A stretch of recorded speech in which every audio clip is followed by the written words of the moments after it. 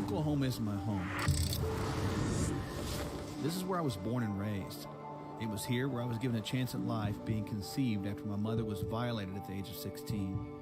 This is where I received my education and learned with hard work, discipline, and courage anything was possible. But things have changed. This is not the Oklahoma I remember. Over the last several years, I've seen fear, chaos, and division tear this nation apart through the efforts of communists and the apathy of Republicans in name only, who are either incapable or unwilling to do whatever it takes to protect our God-given rights. Election fraud, open borders, riots, unvetted Afghan refugees, and 300,000 plus acres of land sold to Chinese nationals has made Oklahoma the hub for human trafficking, the indoctrination of our children in critical race theory, sexual immorality, and abortion on demand. And finally, the unconstitutional and illegal vaccine mandate, leaving hundreds of thousands of our legal and law-abiding citizens jobless. Enough is enough, and the political theater must stop. We must have a governor who's willing to lead legislators and Oklahomans to fight back against this tyranny and aggressively address these issues head-on. As the next governor of the state of Oklahoma, I will, in the first 100 days, initiate a forensic audit with canvases to ensure election integrity, secure Oklahoma's borders, stop all state funding to school districts who train or teach CRT to faculty, staff, or students, and end all abortions. Oklahoma, let's put our faith back in God, believe that nothing is impossible, and make Oklahoma free again.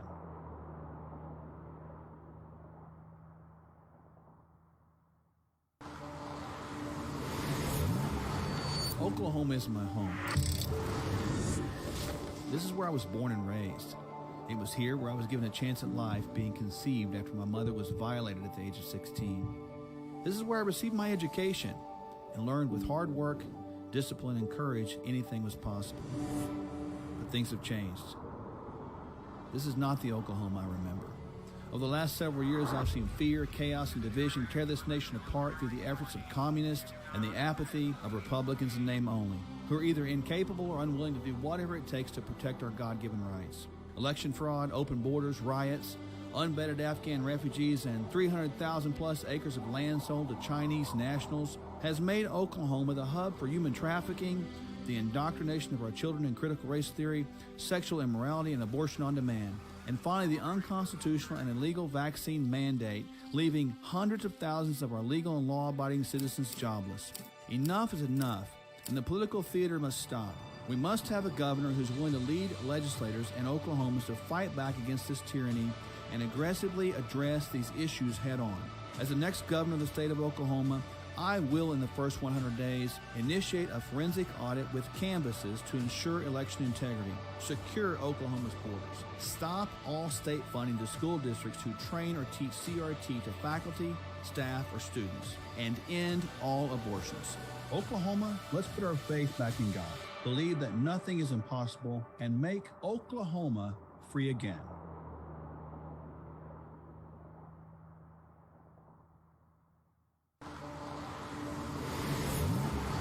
Oklahoma is my home. This is where I was born and raised. It was here where I was given a chance at life, being conceived after my mother was violated at the age of 16. This is where I received my education and learned with hard work, discipline, and courage anything was possible. But things have changed. This is not the Oklahoma I remember. Over the last several years, I've seen fear, chaos, and division tear this nation apart through the efforts of communists and the apathy of Republicans in name only, who are either incapable or unwilling to do whatever it takes to protect our God-given rights. Election fraud, open borders, riots, unvetted Afghan refugees, and 300,000 plus acres of land sold to Chinese nationals has made Oklahoma the hub for human trafficking, the indoctrination of our children in critical race theory, sexual immorality, and abortion on demand. And finally, the unconstitutional and illegal vaccine mandate, leaving hundreds of thousands of our legal and law-abiding citizens jobless. Enough is enough, and the political theater must stop. We must have a governor who's willing to lead legislators and Oklahomans to fight back against this tyranny and aggressively address these issues head-on. As the next governor of the state of Oklahoma, I will, in the first 100 days, initiate a forensic audit with canvases to ensure election integrity, secure Oklahoma's borders, stop all state funding to school districts who train or teach CRT to faculty, staff, or students, and end all abortions. Oklahoma, let's put our faith back in God, believe that nothing is impossible, and make Oklahoma free again. Welcome, everyone, to another virtual town hall meeting. I'm Dr. Mark Sherwood, your host tonight, of course, 2022 candidate for governor of the state of Oklahoma. Excited to be with you. Tonight is an amazing, amazing night. We have one of the most intriguing guests we've had in quite some time. You're going to be blessed beyond measure with this man. In just a moment, I'll introduce him. Couple of things tonight. Just want to let you know what's going to happen. As the virtual town hall is happening, we want you to actively share what is going on. There's going to be information shared with us all tonight that's going to be life-changing. It's going to be breaking for many of you. This is constitutional law that's been on the books for some 200 years, and 250 actually, and yet for whatever reason, we've forgotten it. And because of this, we now have a big government and a little voice of the people. And it's the opposite of what we should have. We should see people getting bigger in their voice and government getting smaller. We should have the confidence to know that we can push back to the federal government and say no. We can push back to bullies. We can push back to tyrants. You have heard many times me say that when tyranny becomes the law, defiance becomes your duty. Let's understand what tyranny is, first of all. Tyranny is when the people fear the government, and that can be local, it can be state, or it can be federal. But my goodness, friends, freedom is when the government fears the people, and that's not a cowardly fear. That's not a spooky fear. That is a respectful fear. It's a fear of awe. I don't want to disappoint the people. We need representation back into office. We do not need politics anymore. We need statesmen and stateswomen to step up. This we're talking about today is a movement that needs to occur to save our republic. If we do not save our republic from a local and state level, our republic is gone. And frankly, it's a lot of our fault. We haven't stepped up. We haven't done what we needed to do as people to become involved. Specifically, you could look at, as an example, the concept erroneously taught of separation of church and state. That wasn't about the church not being involved in government. That was about government not being involved in the church. But that was not about keeping God out of government. We've misinterpreted that and mistaught that. And we need to step up, folks, and understand. Now, tonight, just to remind you, I've talked to you about the Facebook. We're streaming it right now on many platforms.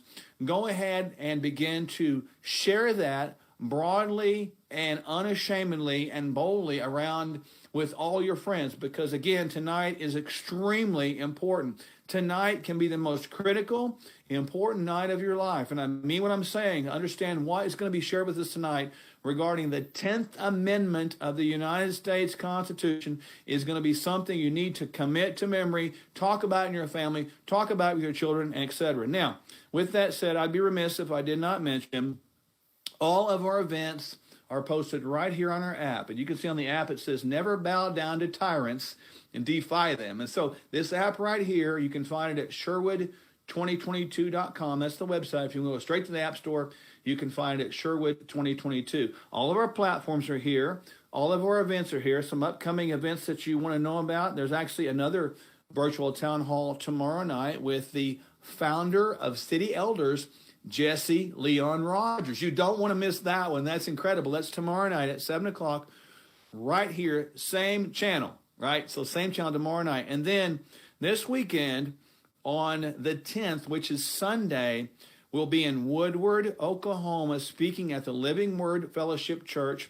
And that will be at 10 o'clock a.m. in Woodward, Pastor Eric Cox. And then at 3 o'clock p.m., we'll be doing a virtual Zoom with the LaFleur County 2A. So we'll be in the western half of the state at 3 o'clock p.m. doing a Zoom with the eastern half. So we're touching the western half and the eastern half the same day. That's pretty cool. And then the 11th, which is the next night, will be in Pauls Valley, Oklahoma, for the Garvin County GOP, and this is just next week I'm going to give you, and I'll stop.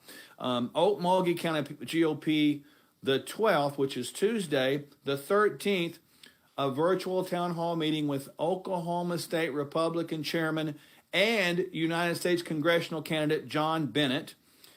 Thursday night will be in Enid, Oklahoma at the Garfield County 2A. And then coming up, a couple of things you don't want to miss.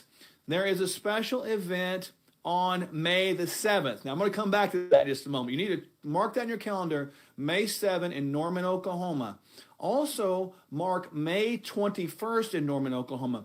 My personal friend, John Bevere, will be coming down here for a fundraising event to talk about, why it's important to have godly leadership in government. So you don't want to miss the evening with John Bevere. Those links will be out there for you to register to that event, and that will be a dinner event. So we're actually going to feed you and entertain you. So spend an evening with John. He's a great guy, great friend of mine, and so I want you to make sure to get that. So, again, make sure you download this app. This is super important for us to really get, and that's the way we can communicate. You can also use this app. You can look at the issues here.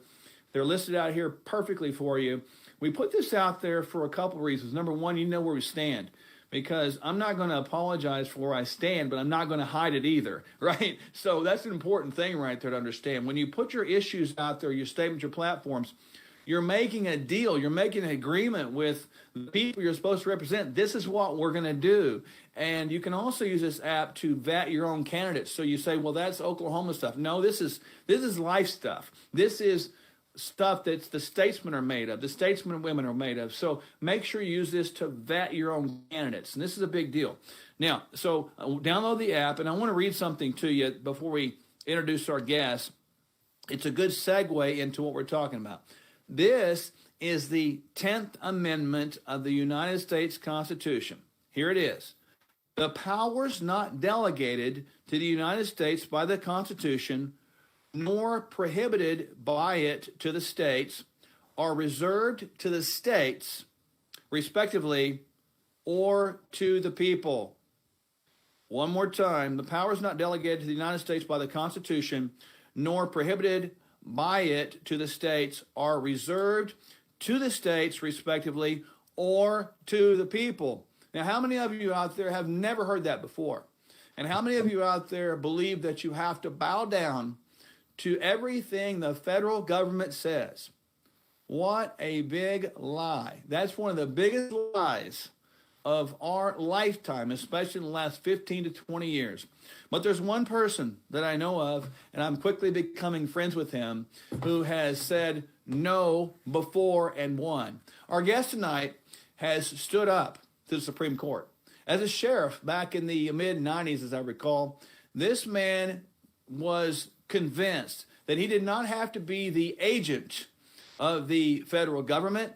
Instead, as a sheriff of a county in Arizona, he decided to step back, step up, speak up, and actually sue successfully the United States of America to retain the idea of the 10th Amendment. Our guest tonight is none other than Sheriff Richard Mack from Arizona. Richard, thanks for joining us tonight. I'm so honored that you're here. Well, thanks, Dr. Sherwood. It was a pleasure to meet you. And I feel the exact same way. I feel a kinship and friendship with you. And I hope that continues to grow as both of us pursue liberty in America and specifically in Oklahoma. Well, I appreciate you, man. We met recently in California, and I remember looking you in the eye, and I thought, that's the guy that I can hang with. That's the guy that we can stand shoulder to shoulder with. So I think we both saw that, and we both experienced that. Yes. So take us through this thing. I've got your landmark case in the book right here in front of me. So take us through the whole case and what happened to you, Sheriff Mack, in regard to this idea of having the courage to actually sue the federal government. Well, way back when I was a rookie cop back in like 1983, I became disenchanted with some of the things that law enforcement and government do as a matter of routine. And so I decided I was going to completely start over. I wanted to know why we have police. I wanted to know why we have government. What's the purpose of government? What's the purpose of having police? What is our role as police officers in protecting the American Republic? And so I started studying, and I even kept a World Book Encyclopedia in my patrol car. And it was the one that says United States Constitution. It was a real big, thick one. It was probably the biggest one. And I studied the Constitution. I studied the Bill of Rights. I studied the Founding Fathers. And then I went to a training seminar sponsored by the state of Utah.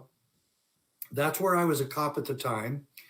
And it was called, the name of the class was The Constitution for Law Enforcement Officers. So I went to that training, and while I was there, it was 2 days, 16 hours, and it was accredited for law enforcement ongoing certification.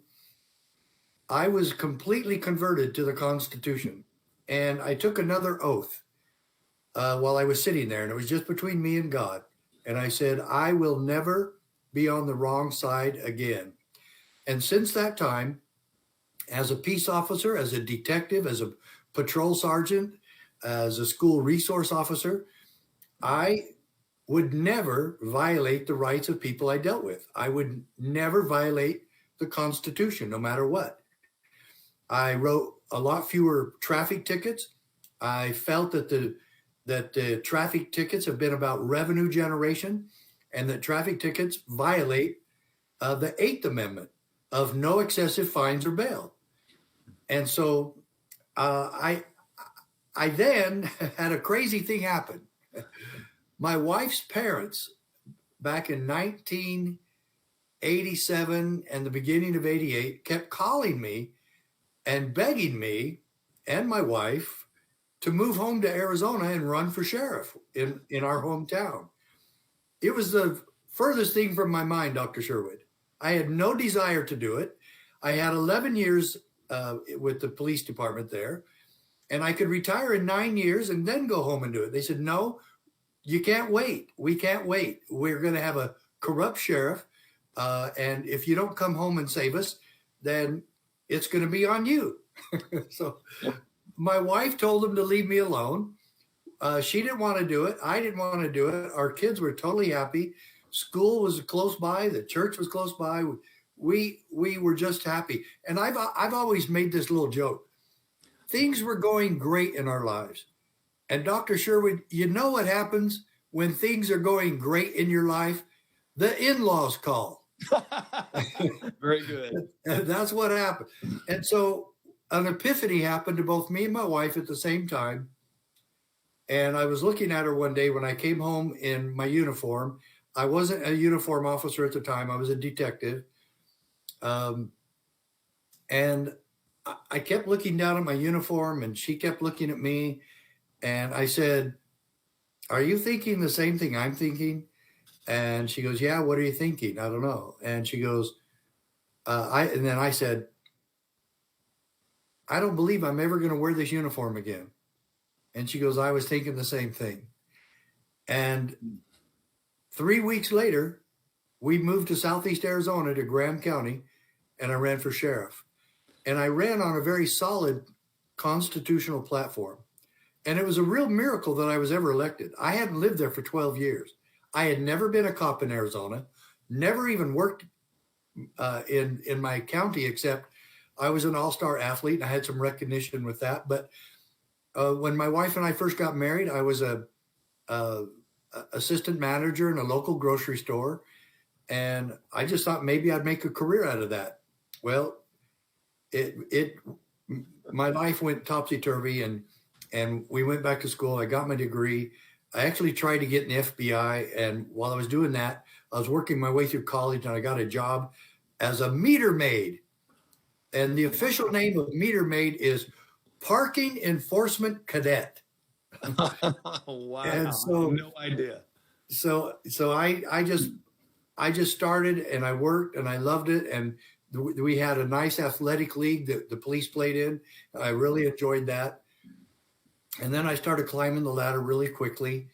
And then when I ran for sheriff, as I said, it was a complete constitutional platform that I would protect the rights of the people, and that I would know and understand the Constitution and enforce it, especially the Bill of Rights. Mm-hmm. And then I got elected in 1988, got reelected in 1992, and then on January 21st, 1994, 3 agents of the Bureau of Alcohol, Tobacco, and Firearms came to our Sheriff's Association meeting and gave us a document that they said detailed our marching orders from Congress and the president as to how we, the sheriffs, all across America, all sheriffs, had to enforce the Brady Bill for them, and with no negotiation, no money. But I wouldn't have done it if they had bid money. I'm not gonna prostitute myself for the federal government. I'm like, well, okay, I'll violate my oath of office as long as you're paying me. No, baloney. I would not have done it. But it was an unfunded, unconstitutional mandate and law, though they called it a law. I didn't. I call it an act of pretend legislation. And so all the sheriffs were really livid about it. They were really angry. They were really cussing up a storm because this bill, the Brady Bill, threatened to arrest us if we failed to comply. As you said, as you mentioned earlier, say no. Well, if the sheriffs of Arizona, even half of us, if we had just said no, it would have never happened. You said, you want to come and arrest us? Come arrest us. Okay. We should have just said no, but nobody else wanted to do anything. And so I had a 2-hour drive on my way home. I was just brooding about this idiotic Brady Bill. And when I pulled up in my driveway, it hit me. You're going to sue your own government. You're going to sue the Clinton administration. And I'm telling you, honestly, I was scared to death. It wasn't my idea. I didn't want to do it. And then I kind of looked up and said, well, there's no way the pretty little girl in the house is going to let me do this. She's going to throw a fit and she's going to say, no way. We have 5 children. You're not going to take on the Clintons all by yourself and think that you're going to be some Don Quixote and we're going to march off into the sunset happy. You know, there's just no way. So I went in the house and she must have been having a bad hair day because, first of all, I just blurted all this out to her that what I was going to sue the Clintons and stop the Brady Bill. She goes, I have no idea what you're talking about. So I said, let me slow down. And she goes, I still don't understand any of this. She goes, but I understand you. And then get this line that came next. Maybe now we know why you were supposed to be sheriff. Wow. Yeah. And wow. And so we did the lawsuit. It was totally miraculous. And Dr. Sherwood, I never thought it was going to go to the Supreme Court. And I never thought we would win at the Supreme Court, but miracles just kept happening along the way. So I was the first one to file. I started this whole thing nationwide, and then Sheriff Prince from Montana joined the lawsuit, and then Sheriff Coog from Texas. Only one from Texas, none from Oklahoma. Mm-hmm. There was only 7 sheriffs that did this out of the 3,100 sheriffs in America. And Prince and I, all of us won at the district court, except for the sheriff in Texas. How you lose a state sovereignty case in Texas, who knows? Must have been that judge that moved in from Chicago or something. Right. But Prince and I were in the 9th Circuit, both of us. He Montana and Arizona were in the 9th Circuit. So we got overturned. We lost. But Sheriff Romero from Louisiana and Sheriff Coog from Texas won at the 5th Circuit in New Orleans. And so our attorney said, that's going to guarantee us a trip to the Supreme Court. And indeed, in December of 1996, Prince and I appeared at the U.S. Supreme Court. I had just lost my 3rd election bid, and it was because of this. You know, people said he's wasting his time, and I couldn't argue with that because I didn't think it was going to go anywhere. And here we are, 2.5 months after I lose my election, I'm at the United States Supreme Court. And so nobody thought that was going to happen, and it did. And then nobody thought I was going to win. And then on December 27, 1997, the United States Supreme Court in the 5-4 split with Justice Scalia writing for the majority, the opinion of the court, we won. And it's the most powerful 10th Amendment decision in the history of America. Mm-hmm. Every American, this is a copy of what you've been holding up. This is a highlighted version of this case. It's the most powerful 10th Amendment decision.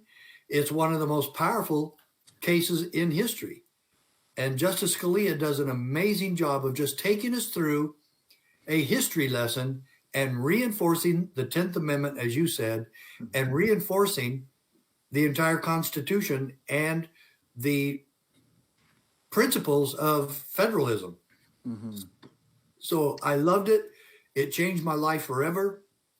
And I'm telling you again, every American citizen, and especially every public official and sheriffs, should read this case. And I dwindled it down to a highlighted version here. You can read all the most important parts of the case right here in 10 minutes.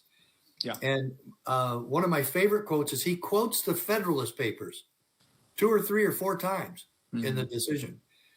And in this book on page, let me see, I believe it's page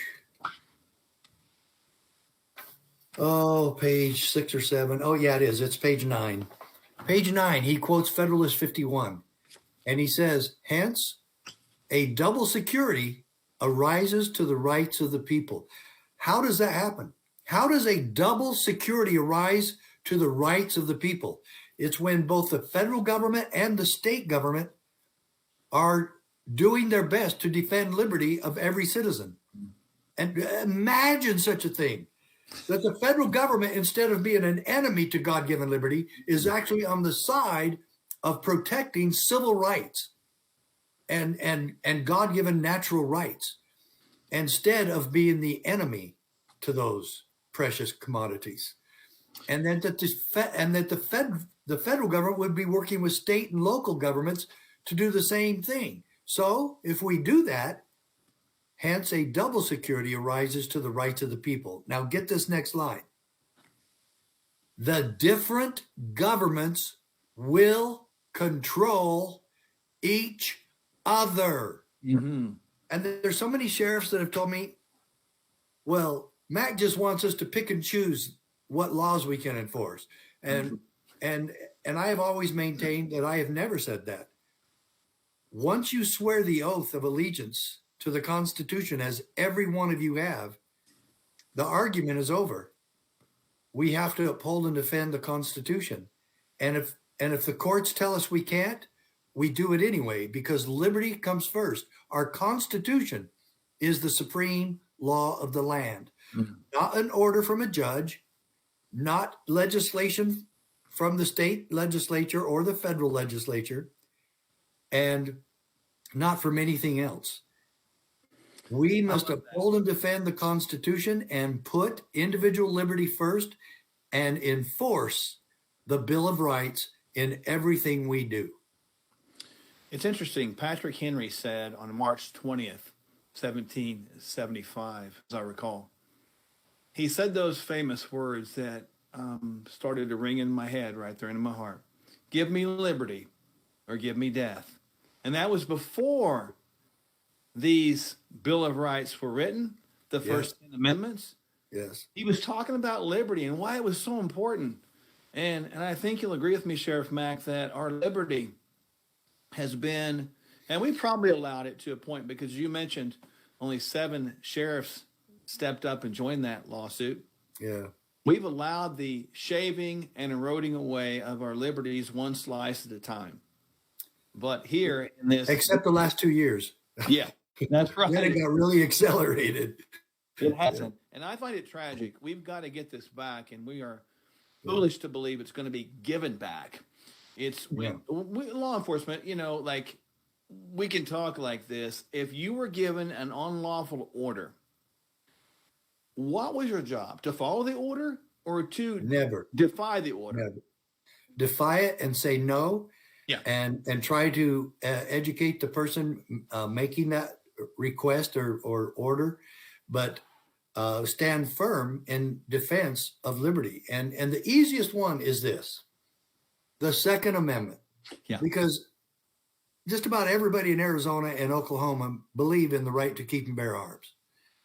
And so I ask, if a state, I don't care if it's Arizona, Oklahoma, or New York City or New York State, if they pass a pretend legislation that, as Biden has promised us and Clinton promised us, that gun control will make us safer and reduce crime, so we're just going to do it. Well, it's still against the law. Gun control in the United States of America is against the law. Read the Second Amendment and the intent of the Founding Fathers, and you'll know that the 20,000 gun control laws we have in America are illegal. They're unconstitutional. They're unlawful. So, but let's just suppose that the state of Oklahoma were to pass gun control laws and gun confiscation. What would be the responsibility of every public official, sheriff, and patrol officer, and every law enforcement officer in the state of Oklahoma? Their job and responsibility would be to say, we will not do that. We will not go along. And then the state says, well, we'll get some highway patrolmen that will do it for us. No, they will say no because they know it's wrong. And the sheriffs then ultimately will stand up and say, there will be no gun confiscation in my county. There will be no arrest made of a person, a law-abiding citizen, who has possession of a gun inside their home, inside their car, or anywhere in the state. And that's not going to happen. And if you try to arrest somebody for that, I will arrest you. And this is the type of interposition that every peace officer in this country and every sheriff should be teaching and setting the example to everyone in his county. That is what we will do. That same principle applies to freedom of religion. If the state tries to shut our churches down, wait, Dr. Sherwood, what if they try to shut churches down for a very good reason? What if there's a pandemic? What if there's a crisis going on? Oh, well, excuse the pun. Then for God's sake, shut the churches down. No, I'm sorry. That is never allowed. And you can never arrest somebody for speaking out. So freedom of speech would have to be something that sheriffs would say, no, we're not going to violate that principle. We will defend it. Our job here is to guarantee those rights, be secured and safeguarded. How about the right to peaceably assemble, which they've done there? They've violated that too, along with freedom of religion. And say no, I would have to say no to that. And so you go through the Bill of Rights and you uphold every single one of them, even if it's against other government. Yeah, I find it fascinating because we go back, and as I've looked at this, we clearly, even in my state, there's an exception clause to the Second Amendment that says it's a comma except when legislatively changed or whatever. Again, that's unconstitutional. That's pretend, as you said, legislation. I love that term. And let us understand, folks, that when we give up willingly our rights to keep and bear arms, look at north of the border. Look at Australia. Look at what's happening. You will lose your First Amendment right when you give up your Second Amendment right, and you won't have a chance to have a 10th Amendment right. So this is a big deal. Now, I'm sure that you, and by the way, folks, May the 7th, before I'm going to announce this a couple times, May the 7th in Norman, Oklahoma, we'll have a link right here in the feed. We're going to have this wonderful patriot, courageous leader, Sheriff Mack, into town. He's riding into town, not on a horse, but he's riding into town with the Constitution on his back. And he's going to teach all the county sheriffs that show up in Oklahoma. And we want a big thank you to Sheriff Devereaux, Oklahoma County, who is allowing this to happen. And we're going to train every sheriff in this kind of stuff in Oklahoma. The whole state. Folks, can you imagine the whole state of Oklahoma, the sheriffs knowing this stuff? And we're going to invite the public, and we're going to have a wonderful event that's going to make Oklahoma free, and constitutionally sound once again. So May 7th, that link will be in the feed. You need to get your tickets right now. We'll have limited seating. And make sure your sheriff gets there. Yes, you need to call your sheriff. Call the sheriff's office wherever you are and give them the feed link and just seriously get them there. This is probably the most important training that we've ever done in the state of Oklahoma. And I've been in law enforcement for 24 years, I'll tell you.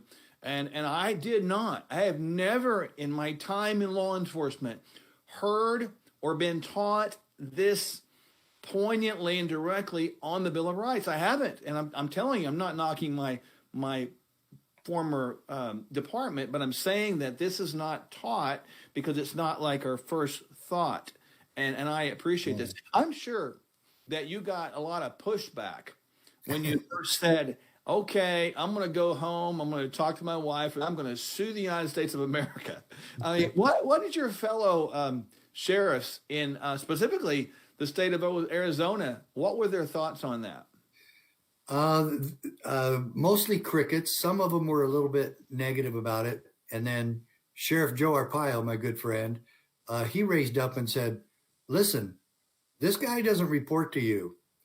He works for the people of his county. And if this is what he feels he's supposed to be doing, it's none of the rest of our business. And so he patted me on the back and said, Sheriff, if this is what you feel you're supposed to do, you go for it. I really wish he would have joined me in it, but he didn't either. He didn't like it, but he didn't really see that it would be successful what I was doing. And I guess I couldn't argue with him there either. But he and I became, we got each other's phone calls, and we were really getting a lot of press, both of us at the same time. So I actually got on ABC News once, and they started drilling me about my pink underwear in my tent city prison jail. And I said, you want Sheriff Joe Arpaio, but I can tell you a little bit about it. And so, yeah. But anyway, it was a very, how about this? It was a very much a roller coaster ride. You know, one day my entire family, my mom and dad and my children and my wife are invited by the NRA to their Phoenix convention. And they made me National Law Enforcement Officer of the Year. Wow. And it was just tremendous. The next day I'm being derided and criticized and belittled by several different organizations and people in my own county. What a horrible example Sheriff Mack is of not enforcing the law. He thinks he's above the law, you know? And I said, well, I'm going through the lawful process to get rid of this. So I'm still going lawfully, you know, but it didn't matter. I mean, what I learned really quickly, that if you try to stand, people will try to sit you down just because they don't have the courage to do it themselves. And they, how dare you think that you have a right to stand? And that's really what it seemed like. It happened a lot. I appreciate you sharing that, because even as we all know, folks, when you stand up, you step up, you stand out, and you speak out, you're going to be subject to criticism. Yeah. But if no one leads the way, how are we going to have a pathway to follow? If no one steps out and cuts a trail through the weeds, how are we going to know where to go? And this man right here, Sheriff Richard Mack, has done just that.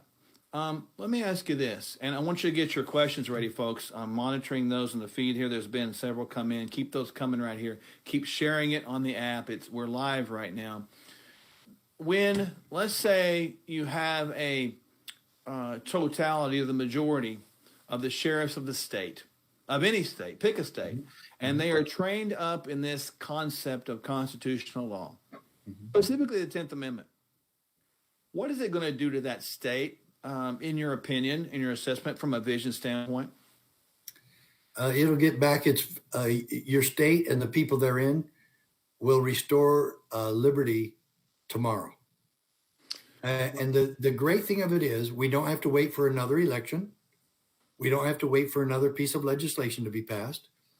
We can do it now because it's something we already promised to do in solemn oath when we raised our right arm and swore an oath of allegiance to the Constitution as required by the supreme law of the land in Article 6 of the U.S. Constitution.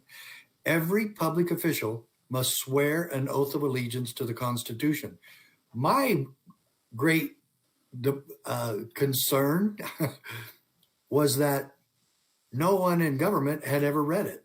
No one in government knows the Constitution. How are we going to keep our oath if you've never read the document you promised to uphold and defend? So that's one thing, and you alluded to it. Do we really train in that? Do our police academies, do our police departments train in it? Well, mine did, but that's because I made it happen. At the police department I worked at before that, never. We didn't talk about the Constitution. In police academies, they talk about case law. Right. Terry versus Ohio, or the Miranda decision, or Galt versus Arizona, or Gideon versus Wainwright, and on and on and on. And so I had a training class at the FBI Academy that I went to when I was sheriff, and it was constitutional law. And the professor even said at the beginning of the class, we're going to bypass the basics and get into the more pertinent case law. There's no way you can understand any of it if you don't have the basics. And so, friends, I would tell you right now, there's about 28 principles of liberty within the Bill of Rights. Mm-hmm. And those are a declaration of rights that the Founding Fathers put in there 2 years after they did the Constitution, because one of the Founding Fathers that said this was Patrick Henry. Mm-hmm. The Constitution didn't go far enough. It doesn't have a Declaration of Rights. And he was with Hancock and Samuel Adams. And Madison got mad at first, and then he said, oh, you guys are right. He called everybody back, and the Founding Fathers came up with 189 rights that could never be violated by our government. They dwindled them down to 12. Yeah. And the real power source ratified 10. Now, there's not just 10 principles, because there's 5 in number 1. Mm-hmm. There's 8 in number 6. So there's about 28, depending on how you count them, because is a public and speedy trial, is that 2 or is that 1? Mm-hmm. Is cruel and unusual punishment, is that 1 or is that 2? Mm-hmm. But I've counted it. There's really not more than 30 or 31. And the least you could probably do is 27, but I do 28. And those 28 principles within the Bill of Rights are the key to all civil rights and all natural rights. And those must be enforced by every branch of government, by every facet of government work. And if every peace officer, in fact, if we just had a third of our nation's sheriffs, 1,000, if we just had 1,000 that were doing this, the people would be free tomorrow. Mm-hmm. And every citizen in this country would have a place to turn for peace, safety, and liberty. And that would be taking back America, county by county, one good sheriff at a time, one good constitutional sheriff at a time, with, of course, always vitally important that the people stand with their sheriff in this process. I love that. And when you come here, the unique opportunity we have for all of the Oklahoma sheriffs is this will be given continuing education credit for this, which is amazing. So that's important. And folks, I want to remind you to keep your questions coming right here for Sheriff Mack. In about 7 minutes, I'll be chiming in and start to ask the questions to him, and we'll answer those out loud. And I'll tell you, we've actually began. There's 27 amendments to the United States Constitution, the first 10 of the Bill of Rights, and so it's interesting. We've done a lot of teaching on this in segments of 3, and I think we've begun to put those things out there. So it is important that you know your rights. If you don't know your rights, what do you know how to protect? And to your point, Sheriff Mack, going back in this time of the pandemic, just using that as an example, how many of our rights were violated when they said, you can't just peacefully assemble. I mean, we don't have to go past 1, right? Yeah. And that was an unlawful directive. That was completely unlawful from the beginning, that we should have never, ever done that. The answer is no. Because police officers shouldn't have enforced it at all, ever. And that's just not knowing your rights. There's nothing worse then, and I'm going to make a statement now, and then we'll get back to the subject at hand. I digress, but this is important. There's nothing worse than an elected official who does not know the Constitution. Yep. Nothing worse doubly I totally agree. An official who claims to be a Christian and does not know the Constitution, does not know the Word of God. Yeah. I mean, you get a double whammy there of just messed up. And there's a lot of that going on, especially in the Bible Belt and all this stuff.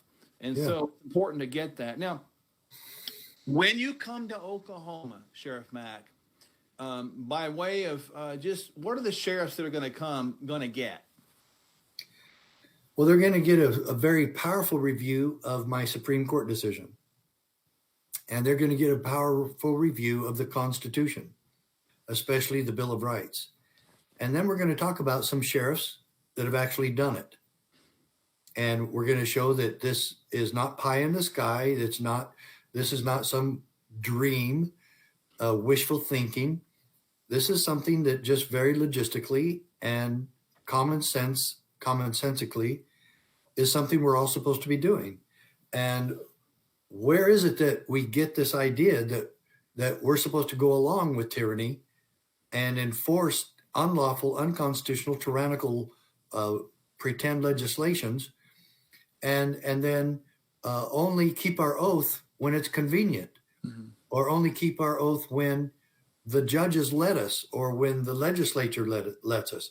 Well, we're going to make sure that they understand the fundamentals here, that we are not a democracy, that we are a constitutional republic, what that really means, and what is the role of every peace officer and sheriff in this country in preserving our God-given American republic. And that's a full day training, and it's a full day's work.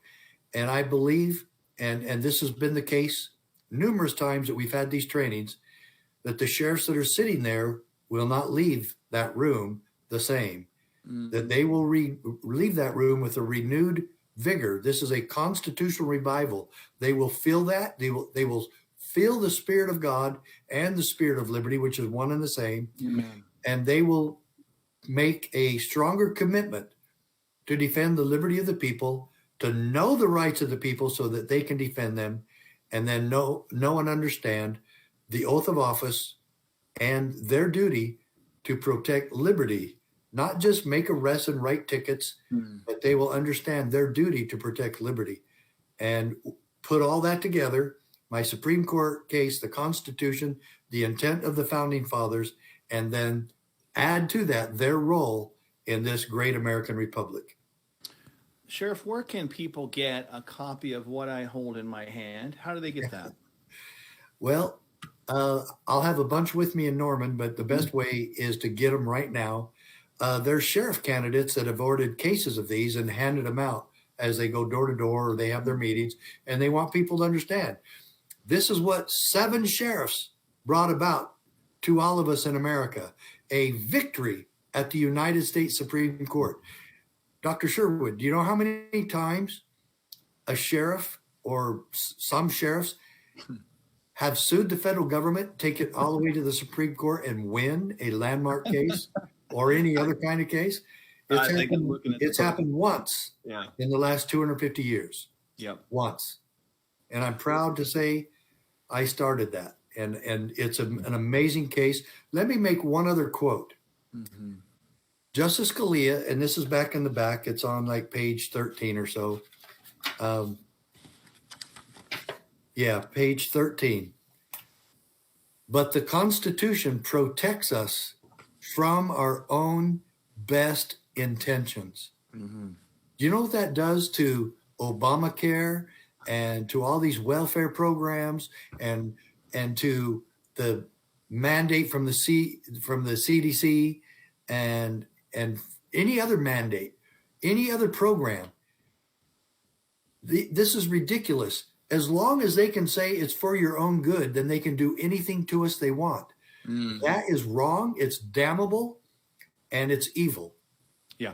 We're supposed to make our decisions for ourselves and choose our own health care methods, and it's up to us to run our own lives. Government is here to guarantee a level playing field and to guarantee our rights, not try to control our lives from birth to the grave. And so we're trying to get all this back. And let me tell you right now, folks, the solution is not if we move forward. The solution is behind us. It's in our history, and it's in Independence Hall in Philadelphia. It's in our Constitution, our foundational documents, and in the words of our founding fathers. It's in the Bible. And all of this put together spells one thing, and that is we are standing against this fundamental change in America that Obama and Biden have promised us. Fundamentally change America means you're fundamentally changing our fundamentals.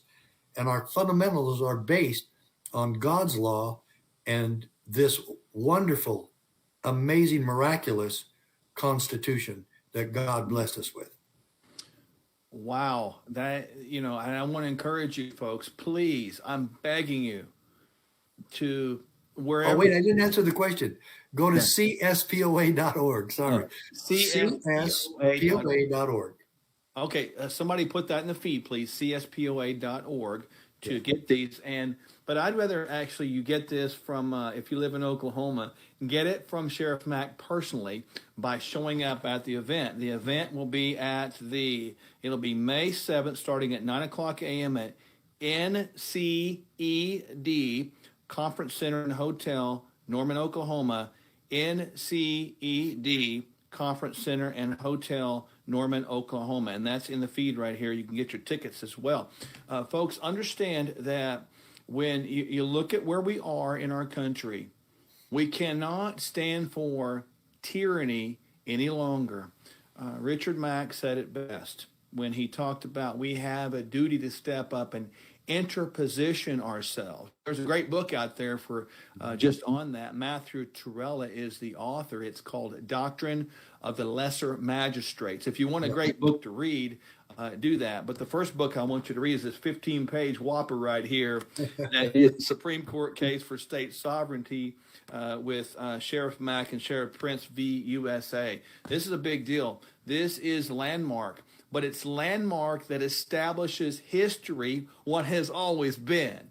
And so I'm begging you, folks, to get your sheriff in your counties. If you live in Oklahoma, whenever you get this video, whether you're watching live or you get it later on, I want you to please call them and get them there. Get the sheriff to come there to bring a few of his deputies to get there May 7th, because this is going to change the landscape of Oklahoma. And as we know, Sheriff Mack, there's probably a lot of people that say they want to represent the people. But I will tell you, sir, you do represent the people. And you represent the people because you represent liberty. Anybody that represents liberty and protects liberty represents the people, because that's the Constitution of the United States. It was put here as a blessing from God. It was a system. It was established by God. The idea was from God, and the blessings come from God when we honor his system. And this is a huge deal. So a couple of questions that came through here. I want to just make sure we get to these. Let me scroll back here a little bit, okay? Somebody's asking. They're all asking about tickets, which is good. Yes. All right, so now where do they get those? Yeah, put the in the tickets there. They're going to put the address down here right now. Okay. I'll make sure we put in the chat on the screen. Okay. So, and I'll read it off here one more time. Okay. Okay. You can register. Actually, you can go to the app, if you will, and I'm going to go there right now and give you that address for that. Here we go. The 7th.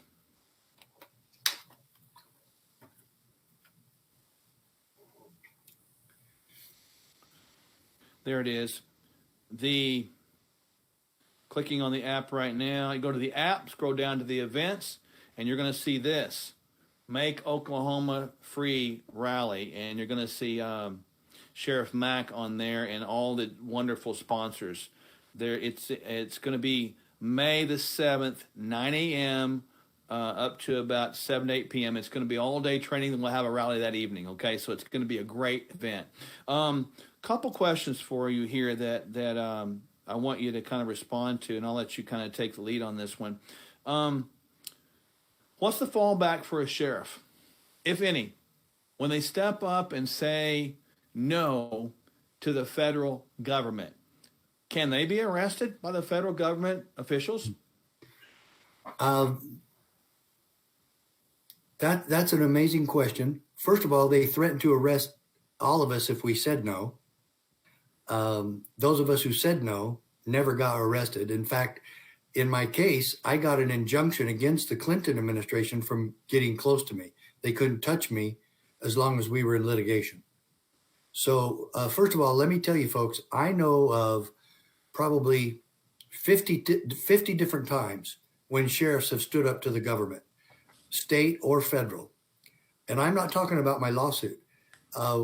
I kicked out I sent the EPA and Army Corps of Engineers packing because they threatened to arrest our county commissioners and a maintenance crew working on a bridge.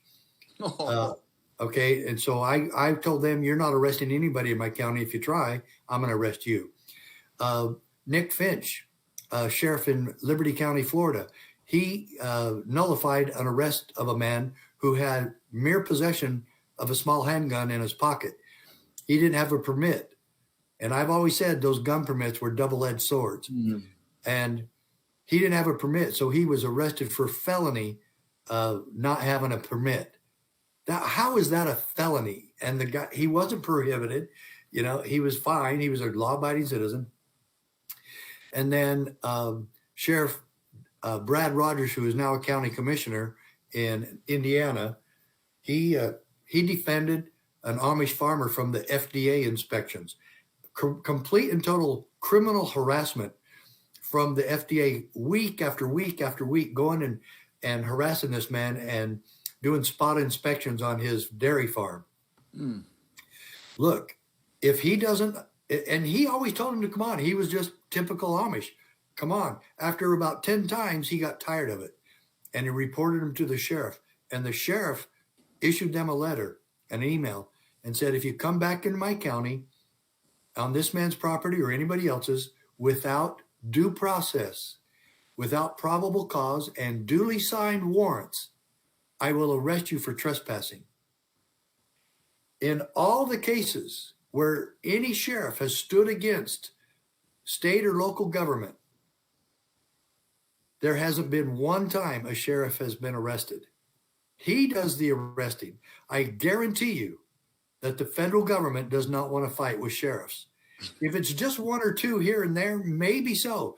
If I really felt that if other sheriffs hadn't joined my lawsuit, that they would have done something to destroy me, either arrest me or I don't know what else they would have. I don't know if they would have killed me. People ask me if I had ever been threatened with death or if they ever tried to kill me. There were some suspicious things that happened to me during that time, but I never felt they would do that. Even the Clinton administration. I always joke that I sued the Clintons and lived to tell about it. But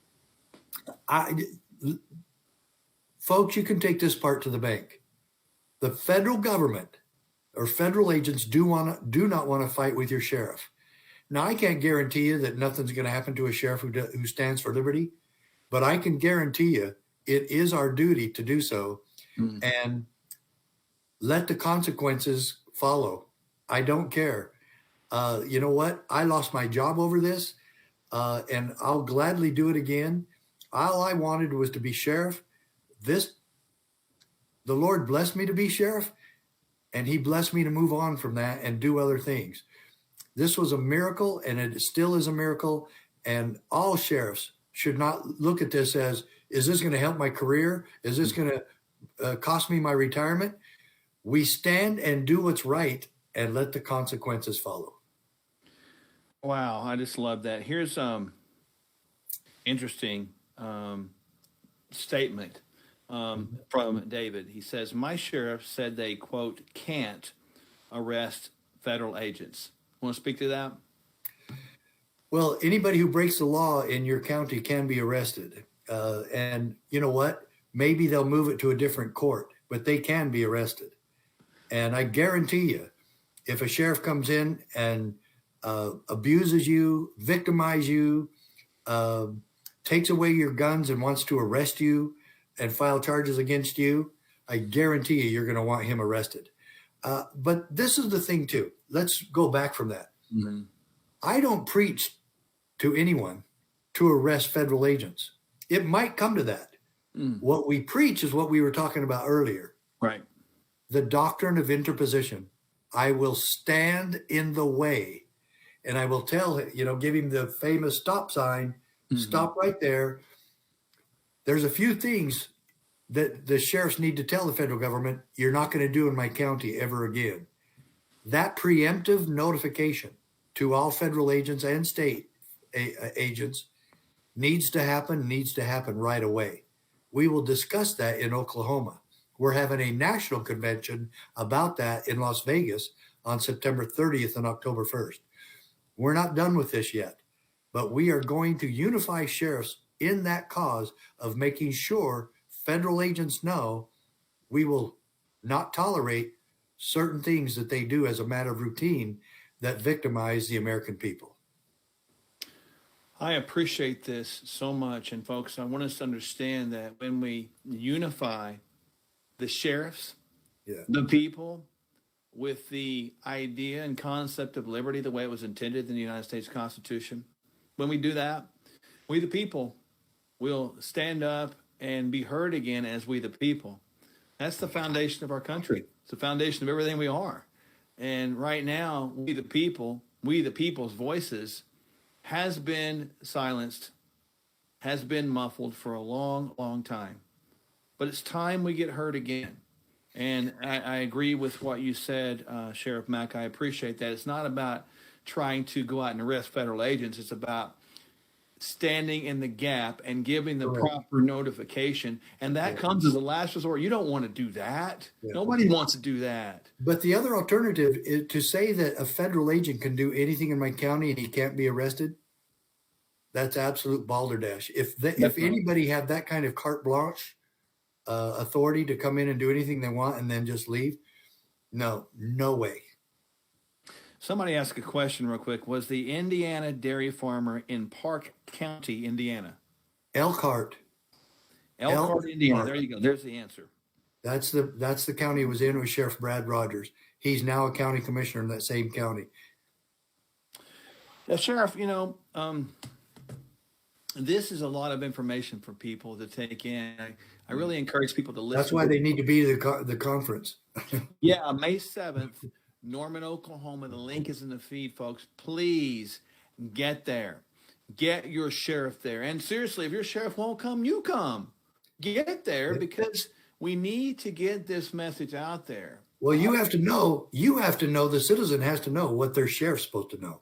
That's right. And if they don't, vote them out. Seriously, find somebody that's going to be a constitutional sheriff and put them in. And we invite Republicans, Democrats, whoever, no parties, they're all welcome. And it's nonpartisan. Mm-hmm. This is not a Trump rally. It's not a Republican rally. This is an educational seminar and conference so that all of us can become united in the defense of liberty. That's it. I love that because, as many know out there, I stand and sit as a Republican because the values are close to mine, own personally. But I don't like politics at all. I think the whole system is so broken. We shouldn't be voting for personalities or parties. We should be voting for liberty, constitutional defending statesmen and stateswomen, people who really want to step up and honor God, protect the Constitution, and therefore be able to protect and stand with the people. That's Amen. Where it's at. Richard, this has been great. May 7th, Norman, Oklahoma, once again at the link is in the feed right now, so go there. I think someone put it there for us. Thank you, David, for doing that. Very important. Norman, Oklahoma, May 7th. Richard, boy, I can't wait to see you in person. This is going to be great. Just here in like 30 days time. And so I'm really excited. So, man, last word. What do you got? Well, we need to remember the admonition of our founders, the last line of the Declaration of Independence. And this is for all of us today. to come together as they did, and we need to make the same commitment. And for the support of this declaration, with a firm reliance on the protection of divine providence, we mutually pledge to each other our lives, our fortunes, and our sacred honor. All of us must do the same, and I pray that the sheriffs, along with we the people, will become united in this holy cause. I love it. Folks, just from me, I hold in my hand a pen, and I do this symbolically because those men who signed that Declaration of Independence had the courage to take a pen. Now, it may have been a quill pen. They dipped it in some ink, and they signed their name to that. It was literally a death warrant, identifying themselves as persons who were going to stand up, like Patrick Henry indicated, for liberty, even at the cost of his own life. Yeah. This is what we're talking about today, folks. When we stand together, I guarantee you, like Sheriff Mack said, we will not lose. We will win. The winning part is standing up. We already are victorious. We just have to understand the victory is in the obedience to stand up for our God-given rights that we've always had since the beginning of this beautiful, wonderful, awesome country. Folks, I really want to thank you for being here tonight. Remind you to download our app. This has been great. Here is the app right here once again. Share it, share it, share it. All of our events are on there. You'll see the May 7th event on there. Going to be amazing, Norman, Oklahoma. Can't wait to meet you there. Can't wait for you to meet Sheriff Mack. Boy, what a great man this is. Sheriff Mack, I just want to tell you how much I honor you and appreciate you. Thank you for being a man of integrity, a man of courage, and a man of heart. We have heard that clearly tonight, and I could not be more pleased with just the ability to call you a friend. I mean that with all of my heart. You are a fine warrior, and I know that God is smiling now looking at you even before you enter his kingdom outside of this earth, and he's already saying well done. So from myself and all of the fellow patriots and people of Oklahoma, we say to you, Richard Mack, well done. And we thank you for your service. We thank you for coming here in the future. I look forward to a wonderful, wonderful relationship with you as we go forward into this battle we have for attaining and reobtaining our liberty. So thank you, sir, for being here with us tonight. My pleasure. Thank you, too. All right, folks, that'll be a wrap. I appreciate you. I'll try to monitor the feed of the questions. Once again, share this recording or live video right now. As soon as you get it, share it. Push the share button, push the like button, make your comments, get your tickets. May the 7th, Norman, Oklahoma, the Make Oklahoma Free Again rally. Sheriff Mack will be training all the sheriffs. Get your sheriff there. Beg them to come. Pay their way. Whatever you got to do, get them there, because this will be a life-changing moment, not just for them, but for you in your respective counties and your respective lives. So don't take this moment for granted. Act accordingly. And again, look forward to seeing you right here tomorrow night, same time, with City Elders founder Jesse Rogers. It's going to be an amazing, powerful event. Keep following what we got going on. Again, this is not a partisan issue. This is a people issue.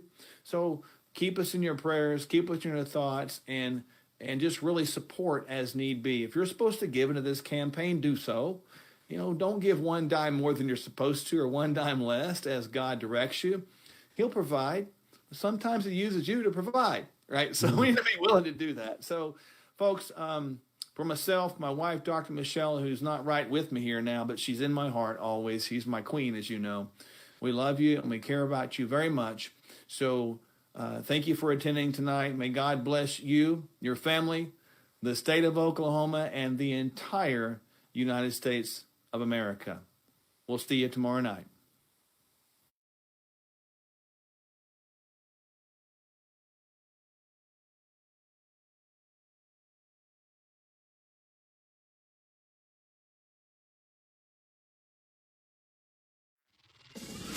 We have up is down, left is right, bad is good, confusion. And God is not the author of confusion. God wants to bless America, but it starts with his people first repenting, and the ending of sin. We have been in ministry the last 20 years. It was in prayer that the Lord began to convict me to run for office. And so I'm excited about Dr. Sherwood stepping up to the plate. This is a man after God's own heart, who will not compromise with the devil. He's bold, he's courageous. I'm Nick Vujicic. Warren Hamilton. I'm Jake Merrick, And I endorse Enthusiastically, Dr. Mark Sherwood as governor of Oklahoma. The ending of slavery happened with total abolishing of it. We must see this as well for abortion. It's America's Holocaust. We still have abortions in Oklahoma. How can you be pro-life and have one abortion? Why not stop it right now? And I make a commitment right now that I'm going to do everything I can to completely abolish abortion in the state of Oklahoma within the first 30 days of office. vaccine mandates that are being rolled out right now are entirely unconstitutional and unbiblical. Every state that's a member of these United States, that's a member of our union, said we'll abide by the Constitution. That's why we don't tinker with it too much. So I believe the word mandate doesn't equate to law. I am a big believer in the 10th Amendment, and that means state sovereignty. I would propose that every single business owner in Oklahoma that's affected by that ridiculous mandate push back and say no, because they don't own you. The federal government does not own you. We need to own that amendment, understand what it is, and not be afraid to push back. We have to understand where critical race theory came from. Obviously, it comes from the Marxist handbook. And if we preach this and promote this, we end up a Marxist nation. It is not social justice. It is not anti-racism. It's actually racism in its purest form. The very thing Martin Luther King Jr. talked about, we're not going to allow this to be taught where we judge by the color of our skin. There's one race. It's called the human race. I'm not going to apologize for being white. I'm not even white. I don't even know what I am. Kids in school need to be taught how to live life. Right now, we're teaching them theories about how to hate. That's not education, that's brainwashing. We will not do that under my administration. We will fine every school that does that. And if they don't like it, they can take their education and find another state that will accept that nonsense.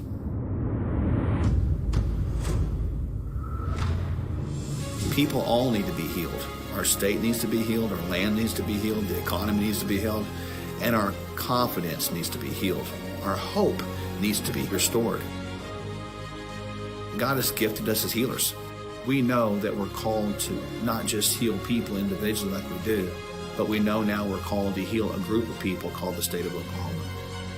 My name is Mark Sherwood, and I'm running for governor of the state of Oklahoma.